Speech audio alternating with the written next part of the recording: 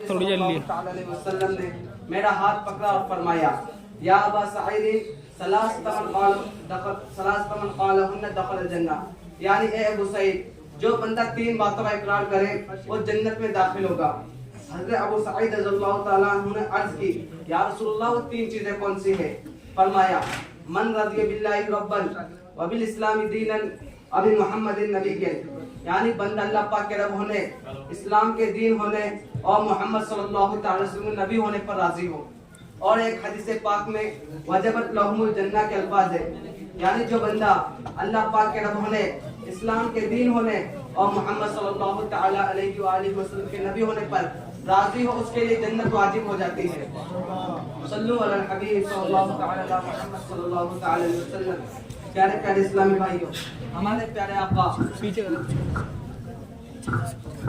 प्यारे प्यारे इस्लामी भाइयों, हमारे प्यारे आका मक्की मदनी मुस्तफा सल्लल्लाहु अलैहि वसल्लम के चचा जान हज़रत अब्बास बिन अब्दुल मुत्तलिब रज़ियल्लाहु तआला अन्हु फरमाते हैं कि रसूल के ताजदार मक्की मदनी सरदार सल्लल्लाहु अलैहि वसल्लम ने इरशाद फरमाया राफ़त अमल ईमानी मन रज़िया बिल्लाहि रब्बन व बिल इस्लामी दीनन अभी मोहम्मद नबीय्यन, यानी जो बंदा अल्लाह पाक के रब होने, इस्लाम के दीन होने और मोहम्मद सल्लल्लाहु अलैहि वसल्लम नबी होने पर राजी हो जाए, उसने ईमान की हलावत को पा लिया, ईमान की मिठास को पा लिया।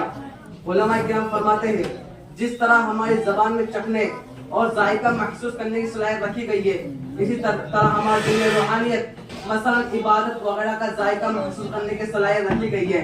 इसी तरह जब हम अपनी जबान पर कोई चीज रखें तो हमें पता चल जाती है कि वो चीज खट्टी या मीठी, गर्म या ठंडी।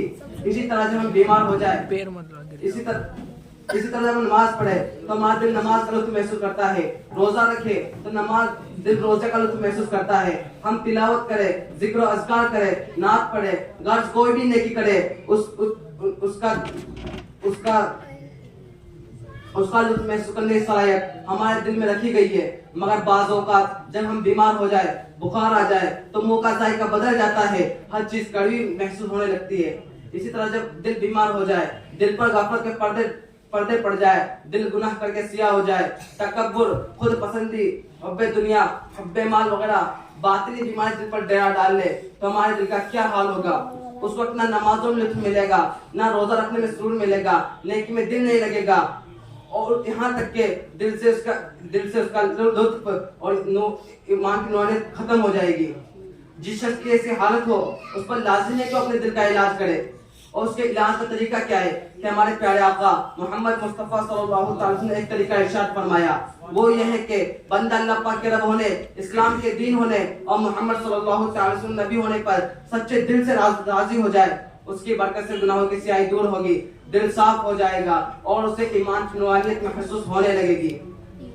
शेख मुहक्किक अल्लामा अब्दुल हक मुहद्दिस देहलवी रहमतुल्लाह अलैह फरमाते हैं, यानी जो बंदा इन तीन बातों यानी अल्लाह पाक के रब होने, इस्लाम के दीन होने और मोहम्मद सल्लल्लाहु अलैहि वसल्लम के नबी होने पर सच्चे दिल से राजी नहीं होता, वो ईमान का जायका महसूस नहीं कर सकता।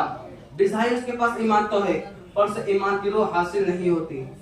प्यारे प्यारे इस्लामी भाइयों, हज़रत राबिया बसरिया रहमतुल्लाह अलैहा अल्लाह पाक की बहुत पाक वलिया और नेक और इबादत गुजार थी।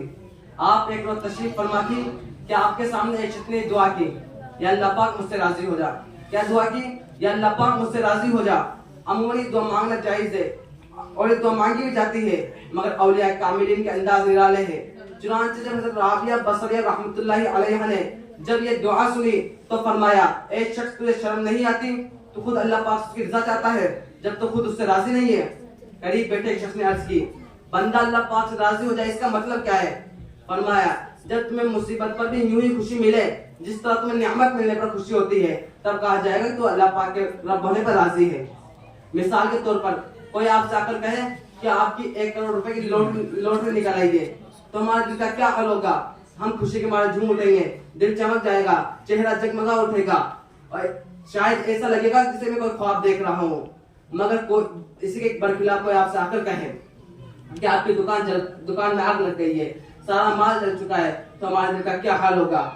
दिल गम में डूब जाएगा, चेहरे पे परेशानी के आसार नजर आएंगे और हो सकता है ये कहने लगे हाय मैं लुट गया, बर्बाद हो गया।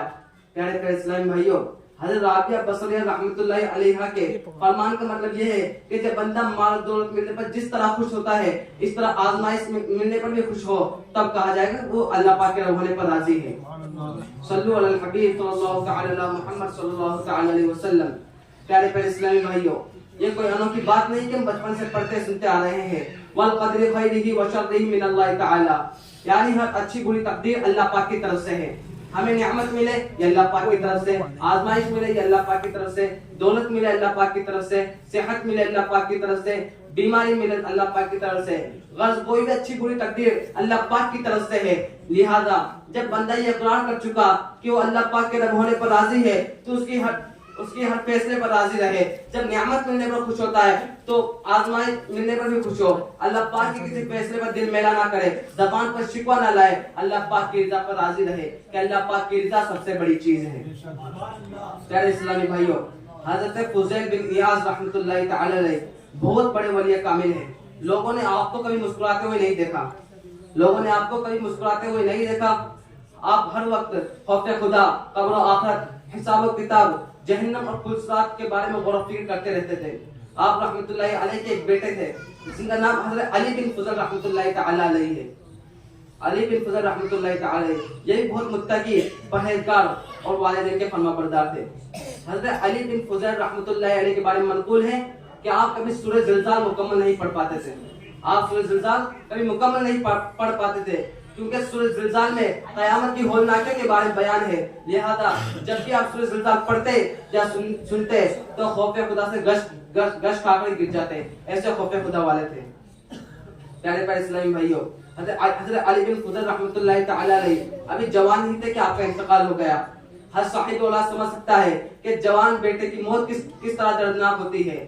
لہذا جب آپ کے پاس حضرت فضل بن ایاض رحمۃ اللہ کے پاس جب یہ خبر پہنچی کہ آپ کے بیٹے کا انتقال ہو گیا تو آپ روئے نہیں، چلائے نہیں، بلکہ مسکرانے لگے۔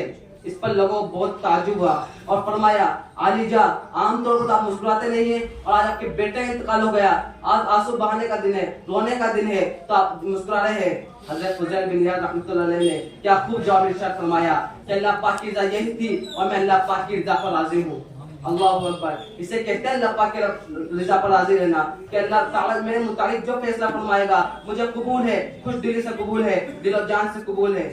اور ہمارا حال کیا ہے کہ گھر میں ایک گلاس ٹوٹ جائے تو ہم غصے سے لال پیلے ہو جاتے ہیں، تھوڑی دیر کے لیے بجلی چلی جائے تو ہم بڑبڑانے لگتے ہیں، دکان میں آمدنی کم ہو جائے یا سیلری لیٹ آ جائے